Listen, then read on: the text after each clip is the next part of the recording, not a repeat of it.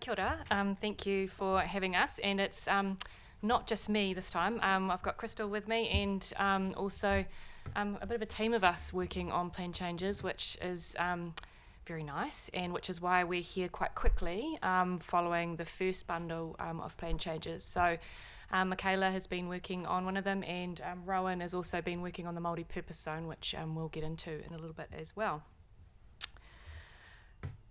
So our list of plan changes, so we said we wouldn't do 6 again, but here we are.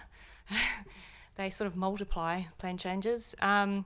So we started off and we came and talked to you in October last year, primarily about the residential neighbourhood centre and the open space zones, and at that point the multi-purpose zone was also sort of bubbling away in the background.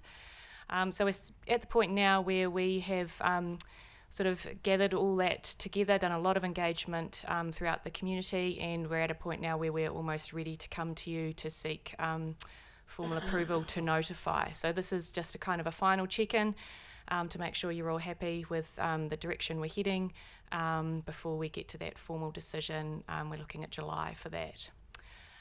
Designations, sorry, we've in the era there, it should be plan change 48, but designations, that's something we have to do every 10 years or so, is call for new designations. So that's from all our requiring authorities in the district, mainly infrastructure providers, both community and physical infrastructure, who come in and say they would like their site designated. It basically means they don't have to keep on coming back to us for resource consents. They can operate within their designation and do what they need to do to provide for their infrastructure. And last one, number 50, minor corrections. That is just a bit of a tidy up. I don't know if any of you have had a look, but our new plan is in operation under the new National Planning Standard format. So there's been a heap of work in the background on that, and so that's all done and dusted. But along with that and the last bundle, there's just a few bits and pieces that we've come across that we just want to tidy up, and they're big enough that they need a plan change to do, which it's awkward that we have to do it like that, but it is the process that we need to follow. Okay, so what we've been doing since we last talked to you in October, you gave us the okay to go out for feedback on the draft plan changes at that point. Which we did. So 28 submissions or pieces of feedback received on the residential zone, and minimal really on the other chapters. That's both good, but also in that we didn't come across too many problems. But we will just need to keep tabs on that, make sure that everyone's getting it that is interested or needs to see it. So we've sort of covered off a lot of the key issues that were raised through those pieces of feedback where they were appropriate, and so hopeful now that when we do get to the point we notify that everyone's pretty comfortable. We've been doing a lot of work with our iwi partners as always, regular touching base with them, and an open door policy. Anytime that they need to discuss something, then we work in with them to make that happen. Also doing quite a lot of sort of workshop-y stuff, and had a couple of sessions in here with consultants, developers, builders, you name it, business after 4, because quite a few of them are particularly interested in the residential zones. We've been round, done another round with the rep groups and just our key stakeholders, which we hold a database for, that we've sort of collected up over the years of anyone who's vaguely interested in the district plan. Okay, so I'll have a breather and let Crystal take over on the Plan Change 44, the residential chapter. Kia ora. So you may recall in the October workshop we talked quite a bit about comprehensive housing developments. I'll run through again just as a refresher. But essentially through the conversion of the plan to the National Planning Standards format, we took the residential environment and created 3 different zones. The low density residential, general residential, which covers most of the district, and what was previously the high density residential in Taupō is more fitting to refer to it as the medium density residential zone. Through Plan Change 44, we aren't rezoning any residential areas, with the exception of the low density residential zone. We have a property economics report which shows that there's a shortage of low density residential zone. So we will, subject to meeting criteria, open up that zone for submissions through the hearing process, where landowners who have blocks that meet some set criteria can put forward their land for rezoning. And what that means is that all the cost of that work is borne by the landowner rather than the ratepayer, and allows us to have enough supply for that zone too. The other big change through Plan Change 44 is the introduction of comprehensive housing developments, and that is really a response to our need to intensify the existing residential areas and make efficient use of available infrastructure. So that's an alternative pathway available for developers where you can have a higher density than anticipated, subject to some urban design criteria and some consideration of the receiving environment to make sure that it's integrated well.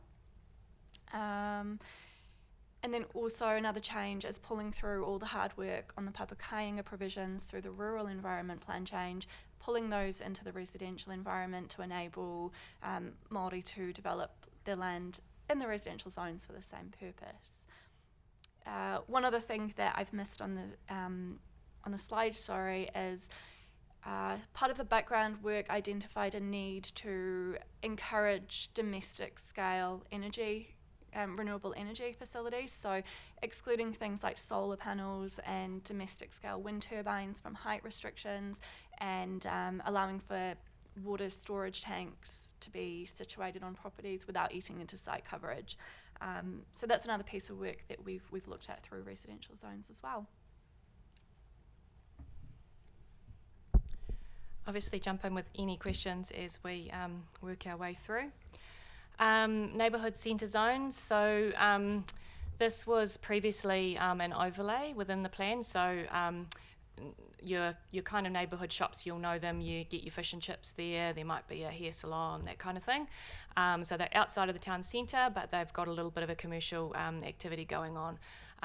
So previously they were residential with a neighbourhood shop overlay over the top, but through the national planning standards they've been given their own zone, so we've already changed that over. But while doing that, we sort of recognised that we needed to sort of just do a bit of a tidy up of that zone now that they were their own separate zone. So we've done a bit of an update of the provisions, and there were also a few areas around the district that are developed as neighbourhood shops but not zoned as such. So we have just sort of done a bit of an audit and made sure that that's all up to date. So I will flick through. These are the new ones. I've got the existing ones at the end of the presentation if you need to see any of those, but these are the ones that are currently not zoned, and we're proposing to rezone them as neighbourhood centre. They're currently usually residential. So a couple out at Kinloch, they weren't zoned out there, so top left hand corner is the Tipsy and the Kinloch store, and a vacant site in the middle. The one directly below that is the old Trev Terry site, where there is an application at the moment for some commercial activity. That site's always been recognised as a commercial node within the structure planning work that has sat in place for a long time now at Kinloch. And then Whakamaru and Omori, same deal in that their existing shops there were just residential, so we've tidied that up to bring them into that neighbourhood centre zone. Hilary, does that zoning allow for residential as well too? So I'm thinking of shop houses. Yes, it does. Yeah. It does, with a little bit of extra control, just to make sure that if you build your house above a shop, for example, there just may be some extra considerations such as noise, for example, that just may need to be looked at through a consent.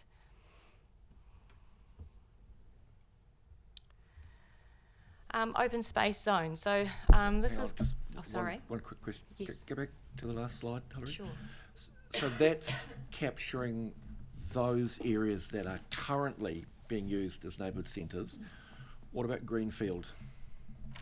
Yes. So I'm thinking particularly Rangatira E-land, Yep. EUL, and whatever else is not currently zoned for that, but there may be an appetite for such. So what would happen with those ones? So the likes of Rangatira E, for example, and any of our growth areas, they're not yet zoned. They just have a growth area overlay over top of them. So the requirement in the district plan is that for those areas they would need to go through a structure planning process, and as part of that process you would work out where it is appropriate that you would need, or if it is appropriate that you would need neighbourhood shops and any sort of zoning in those areas. So at that point, through a structure plan and then a subsequent plan change, you would rezone accordingly to, based on that work. So what about the Turangi town centre? What is that zoned as? That is town centre, commercial. That's different from this? Yeah, completely different from this. So Okay, right. we've got 3 town centres, Mangakino, Turangi and Taupō. So they've got their own specific town centre zoning and associated rules that go with that. Yeah.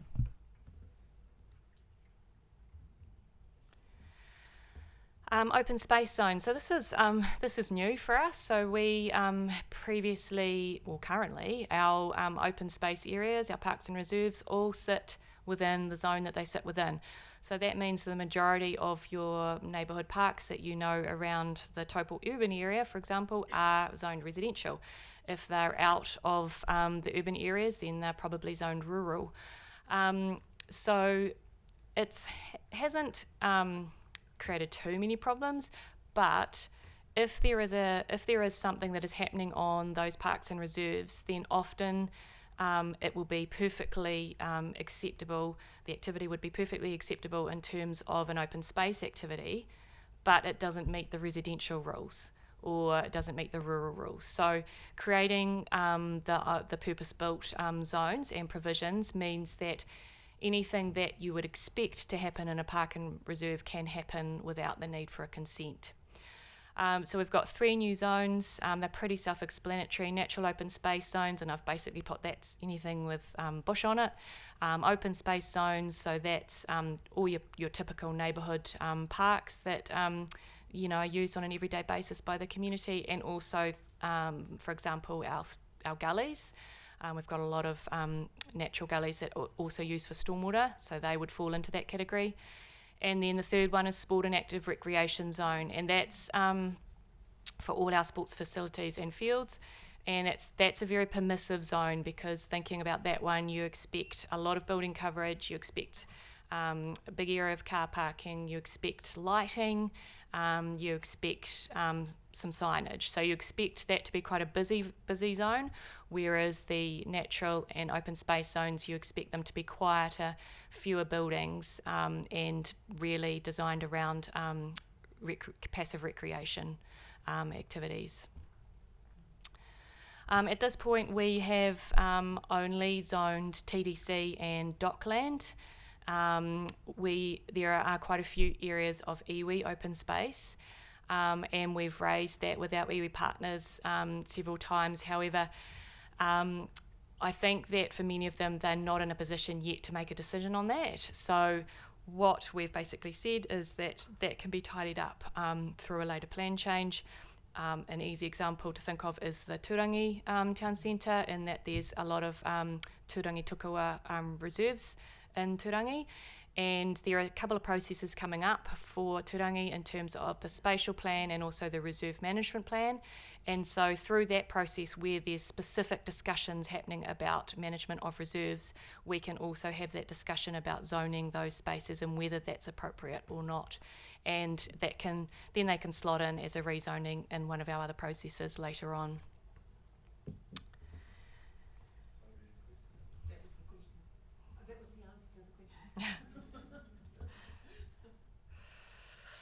Multi-purpose zone. So this is exciting too, because this is a new one as well, and is a new zone that's provided for under the national planning standards. So basically this is a zone that's set up to allow for Māori land to develop in the way that you would expect Māori land to develop in terms of meeting Māori cultural needs. So if you think about marae with some papakainga, perhaps a little bit of commercial activity, all occurring in kind of more of a communal way of living, then that's kind of how this zone has been set up. They're been split into two types, a rural and an urban multi-purpose zone, just to reflect slightly different uses on those areas. And at the moment, we have got 6 sites that have been put forward. This has very much been driven by iwi and hapu, been put forward by iwi and hapu, driven by them, that they select, that they would choose this zoning. So we've provided the framework and worked with hapu to develop the framework, and then it's up to iwi and hapu if they would like to use it. As Rowan has outlined there, the principle has been generally well received, although there has been some, I guess, apprehension and just building trust, I guess, around what this would mean, and that it's not about council putting extra controls over Māori land, but about us providing a framework that works for hapu.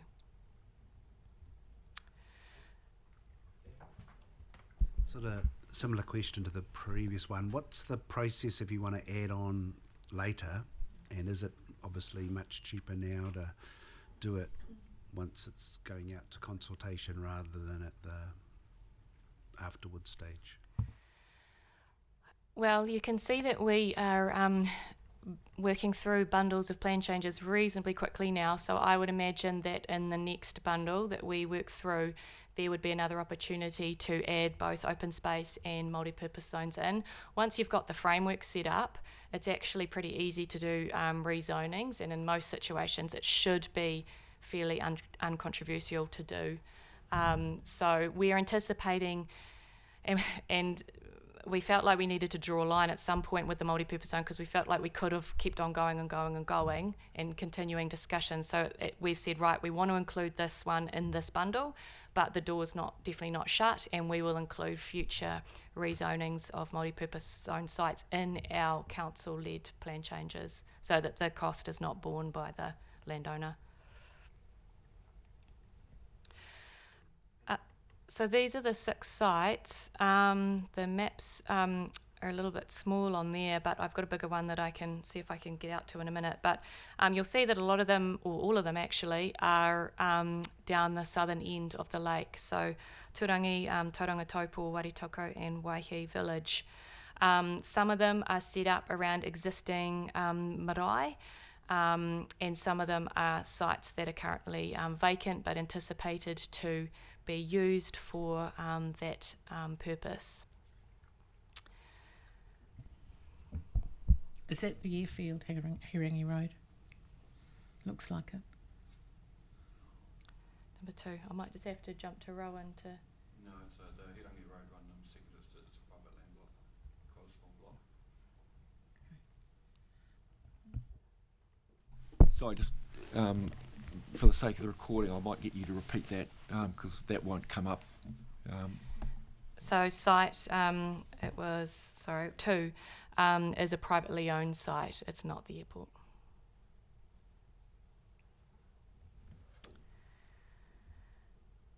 Okay, 48 designations.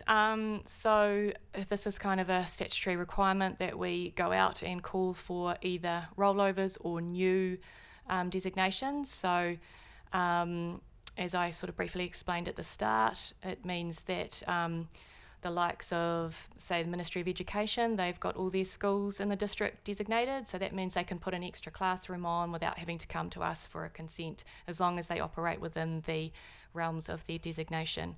So quite a few of them will be rolled over, like those ones. There may be new ones where, for example, our infrastructure team, their TDC is also a requiring authority as well, and their infrastructure team can apply to us to say that they would like a reservoir on this site, and so they set up a designation, which means it's all set and ready to go, and they don't need to necessarily go through a consent process later on. So it's actually about providing certainty for infrastructure providers that they can do what they need to do without an excessive amount of process. It still goes through all the first schedule process, so we notify it with the rest of the plan changes, and it's open for submissions and so on as the other ones are.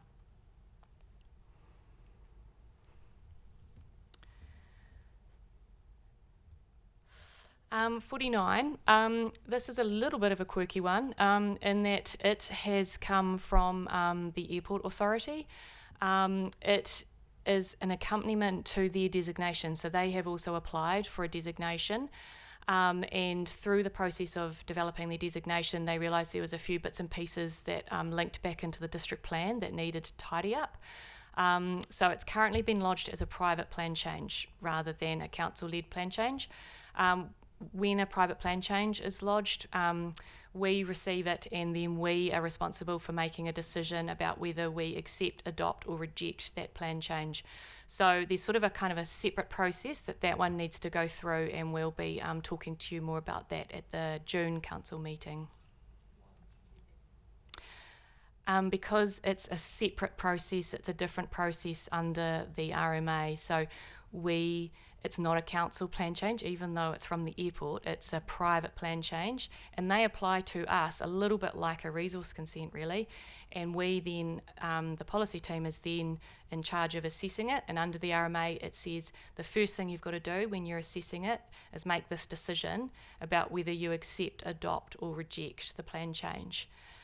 So adopt means that you take it over as a council plan change, accept means you carry on processing it as a private plan change, and reject means that you kick it out, basically. The complication with this one is that it's inherently tied to the designation, and so that's why it's been developed the way it's been developed as a private plan change by the airport in accompaniment with their designation application. I suppose the question is, and not having an in-depth knowledge of what you're talking about really, Hilary, does it allow people to object to something if neighbours or surrounding people or whatever don't agree with that? Absolutely. So this is the very first thing before it's basically allowed in the door, and then once we've made that first decision, then that directs how it then, which process it goes into, whether it's a council-led plan change or a private-led plan change, which still both need to go through the first schedule process, which is notified. And yeah, so absolutely, there's just this kind of little decision-making process at the front end that we're still working through. That's all there is at the moment. So if this is a question from ignorance, Airport Authority, the airport is primarily a TDC asset with CAA. Yes. So I'm a little bit confused around the legality of applying or going down the private plan change process when it's our own asset. That's yes. kind of, I'm kind of struggling with the kind of... Absolutely, and we struggled with it for a little while too. But the RMA is, and we have sought legal advice on this, and the RMA is very clear that any person can apply for a private plan change, and as a joint venture, under the definition, a joint venture meets the definition of being any person that can apply for a private plan change.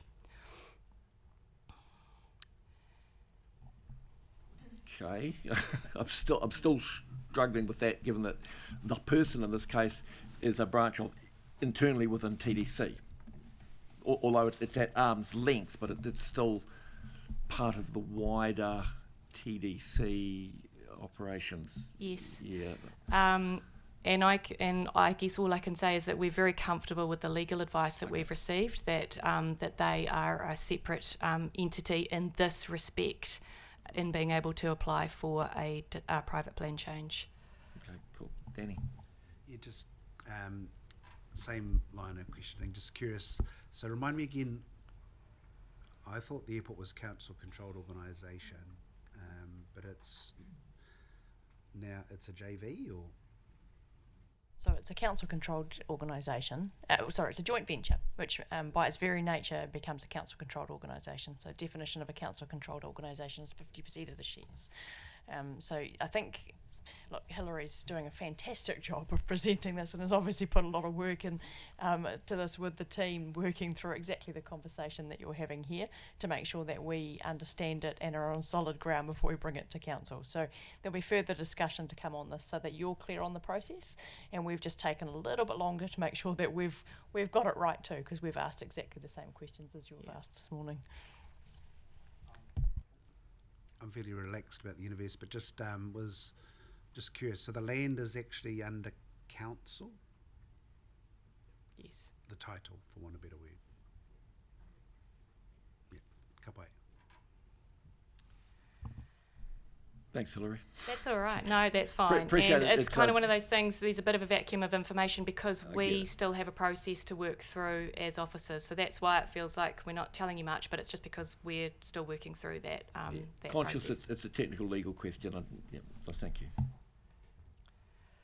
And as I mentioned right at the start, last one should be a 2-pager, I think, and that there'll just be a few minor errors just to correct following those couple of big processes that we've been through with the National Planning Standards reformat and a big bundle of plan changes.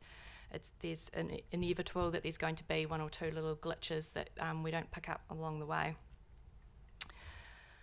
Right, so where to from here? So we've now obviously got the draft plan changes, which we've been working through and making sure they're all tidy, and they will go to our iwi authorities, which is a requirement under the RMA, to have one final look at.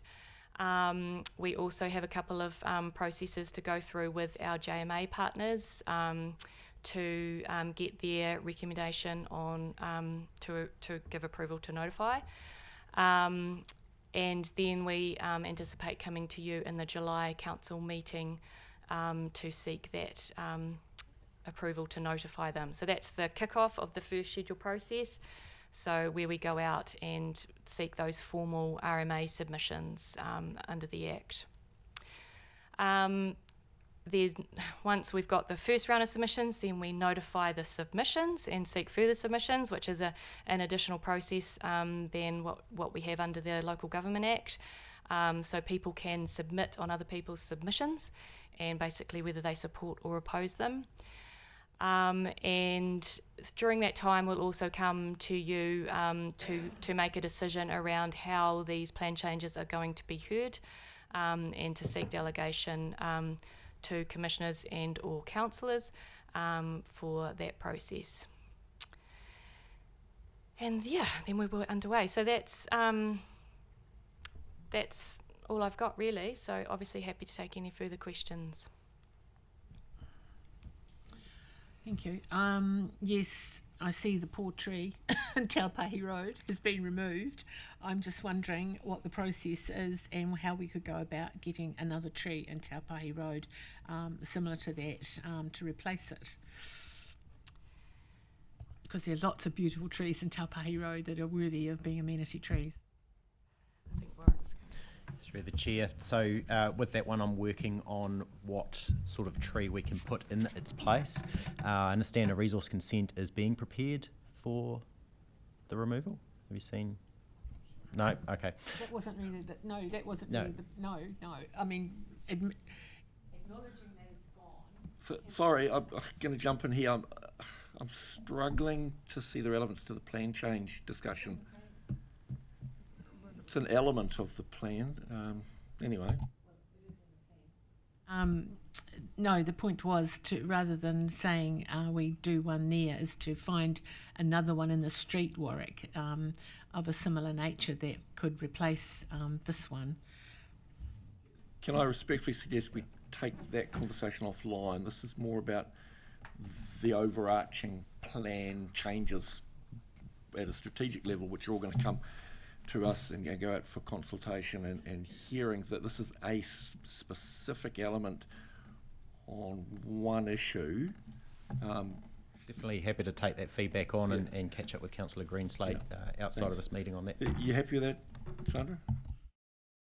Slightly happy with it. It is in the plan. It's there. It's there in red. It's in the plan. So I appreciate there's lots of stuff in the plan.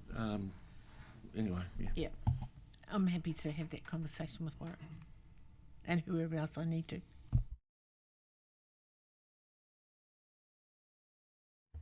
No, that's all. I'm all done. Any other questions, team?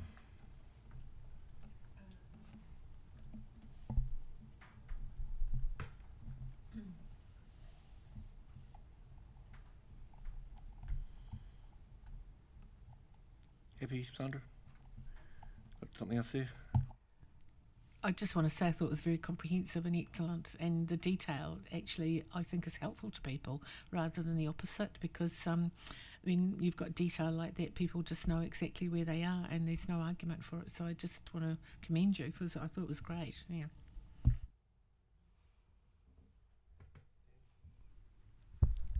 I thought it was well done too, although I do find the green coloured font very hard to read. What was And the I'm- purpose of that? And I'm not, colourblind or anything. But Yeah, apologies for that. It's actually just finding a way to distinguish what is current text in the plan, what is new text in the plan, and what is being deleted from the plan. So we've done underline, we've done all sorts of things, but the green and the red text has been one of the clearest ways of showing it. Whether or not it's the clearest way of reading it, it may not be. Yeah, I appreciate it's difficult to work through, but having read through a number of these in the past, thanks for doing that, it's infinitely easier to do the mental gymnastics around the different colour coding than it is to have a completely new document and then having another document open and have to go cutting and back and forward between the documents. That does my head in anyway, so thank you. Appreciate it might be difficult, but it's a lot easier than the alternatives. Perhaps we could go blue instead of green. We could have an offline conversation about colour coding, but yeah. Hilary, Crystal, thank you. Appreciate your time and the team. We look forward to next steps.